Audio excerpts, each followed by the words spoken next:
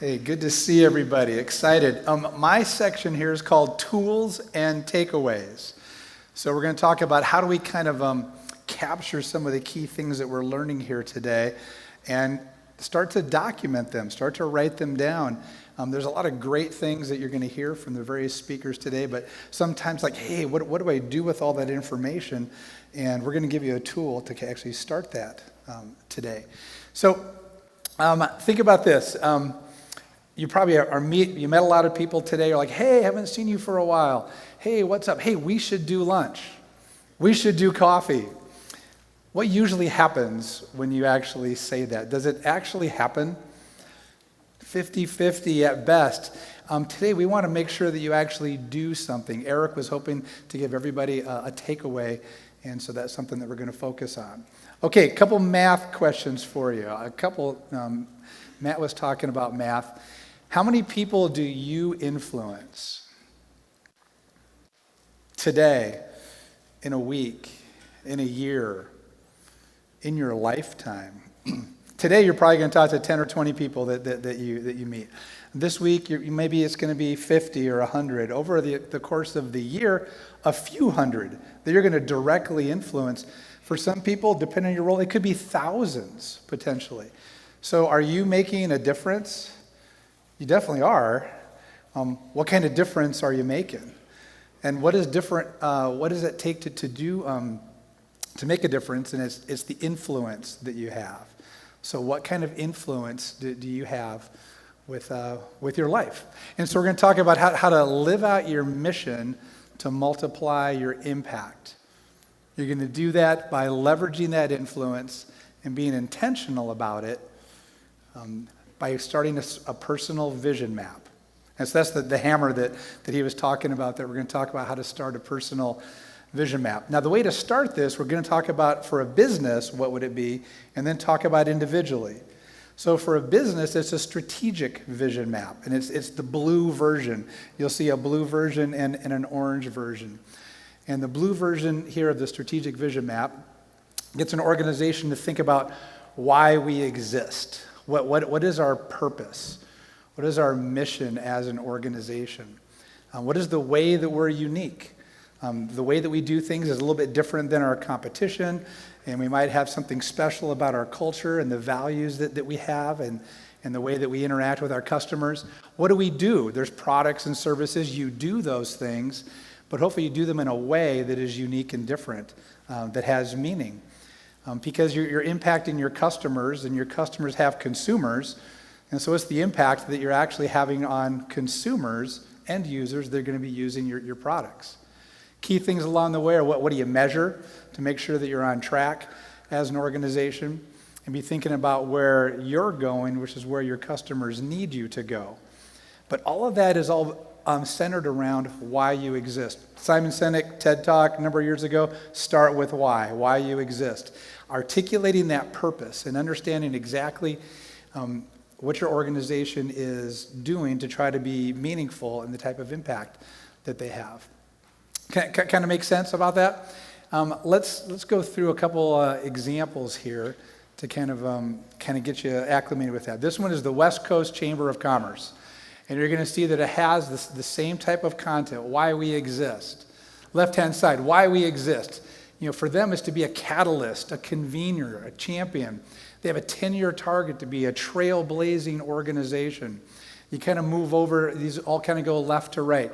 What are their core values? They have a proven process. What they do is to cultivate business success. And they measure a lot of things, but the key is they're looking at who do we serve? 1,200 member organizations that have 80,000 employees. That's a big impact for the chamber to have. And you think even farther, those 1,200 companies, how many customers do they have in Holland, in West Michigan, around the world? It's tens of thousands, it's millions probably. So the chamber is having a really big impact. Yeah, it starts here in West Michigan, and down below, celebrating the people and the culture that they have and how it's a great place to work, but they're now taking that to the rest of the community. Let's go next. Now, here's like 4 different examples. I know you can't see them all very well, but I want you just to kind of notice that they all have a similar shape and style to them. Why we exist, the way we're unique, what we do, who we serve, and then some type of strategic information at the bottom. You kind of see that shape?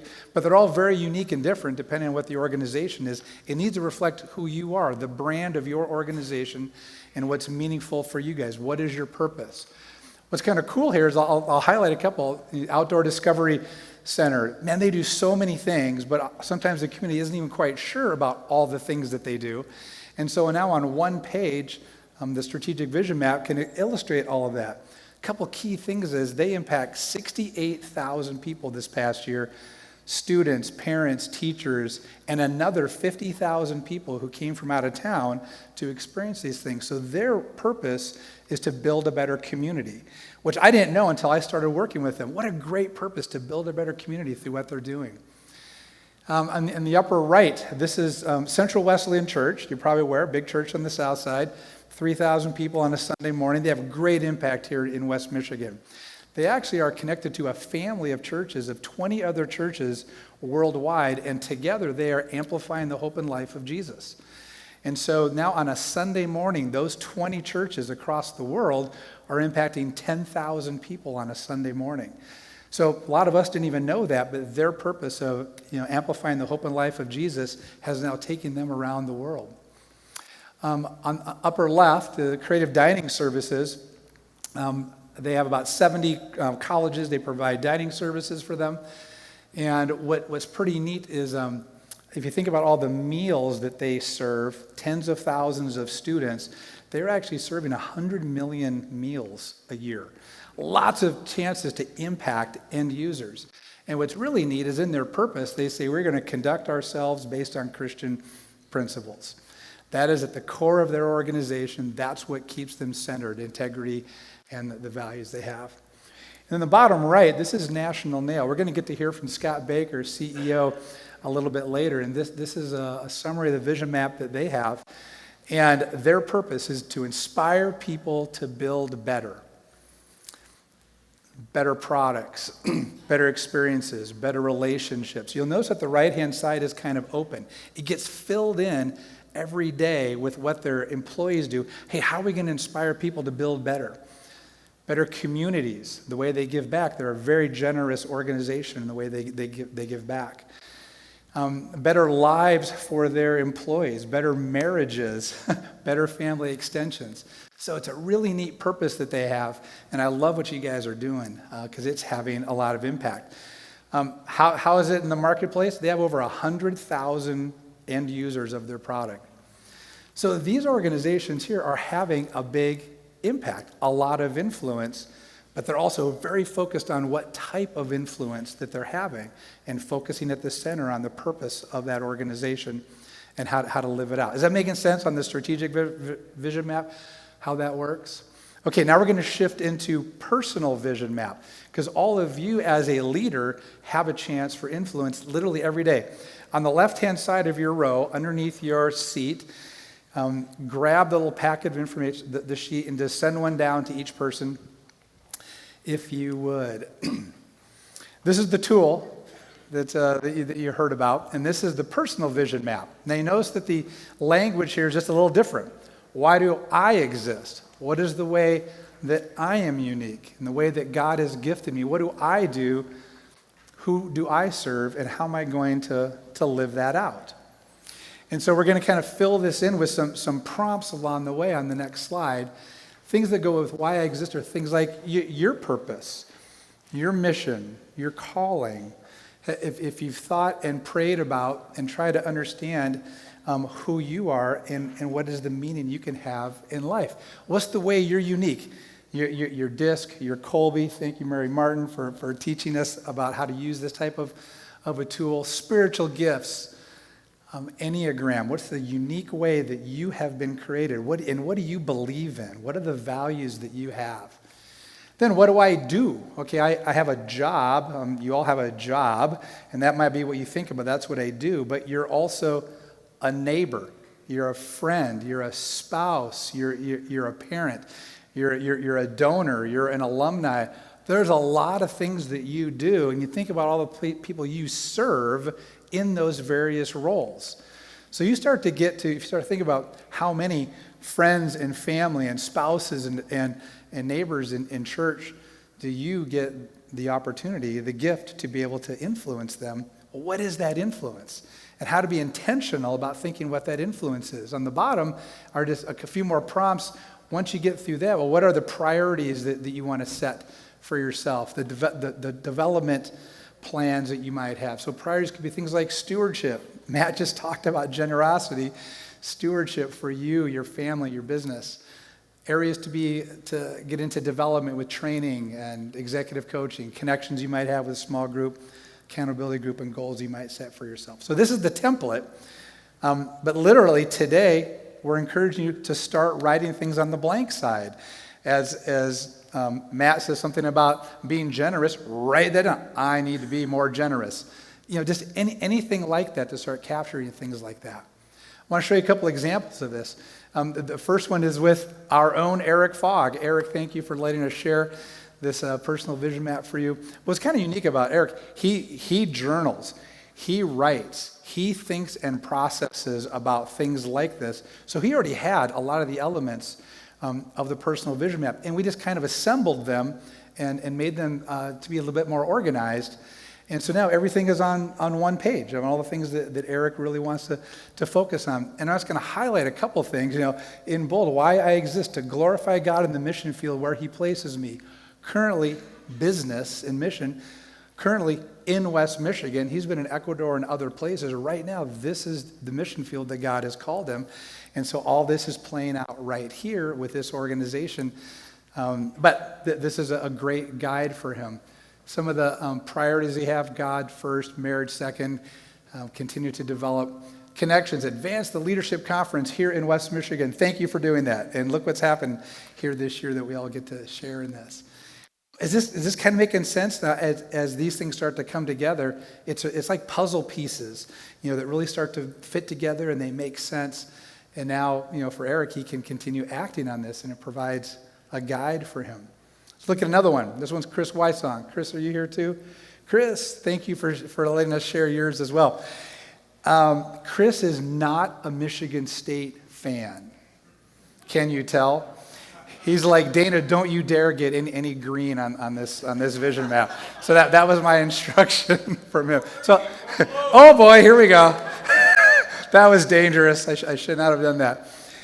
Chris is thinking about even like the next season of life for him, the next 5 or 10 years. How can he have a lot of impact?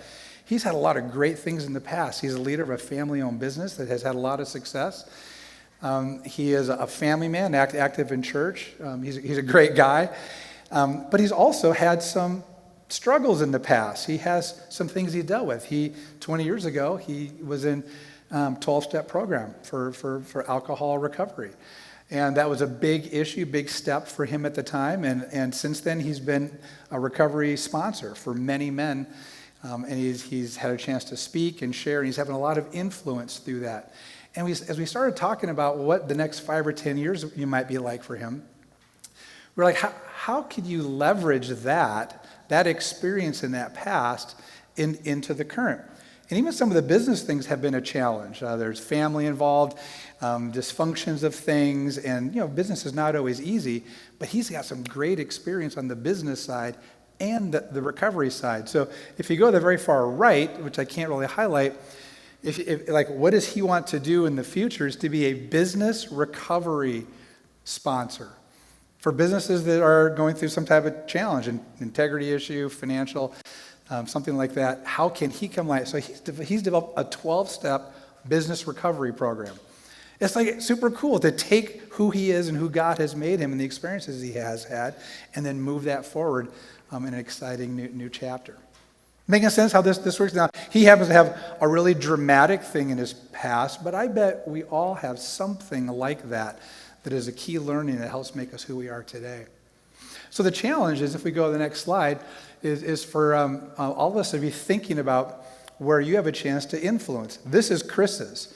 There's like 7 dark circles in the center: church, family, work, donations, and then there's the light blue, and those are other people and organizations, and then it just goes on and on. And so we did this and realizing that Chris literally directs with a few hundred people regularly, thousands in his lifetime, tens of thousands of indirect influence. Because, if he sponsors someone and then that person has a wife and he has a job and he says something about that Chris taught him, and it just goes on and on. So think about the influence that you have and start to do something like circles of influence to be realizing the type of impact that you have. So the last thing here is just to encourage you guys to start to fill yours out. One side is blank, one side is the prompts that have the different kind of questions that could prompt you. And I encourage you today, just to start writing a few things down that are things that you're hearing today that could apply to your personal vision map. And I encourage you to do that. Does that make sense? All right, tools and takeaways. There's your hammer, and I hope you hit well. See ya.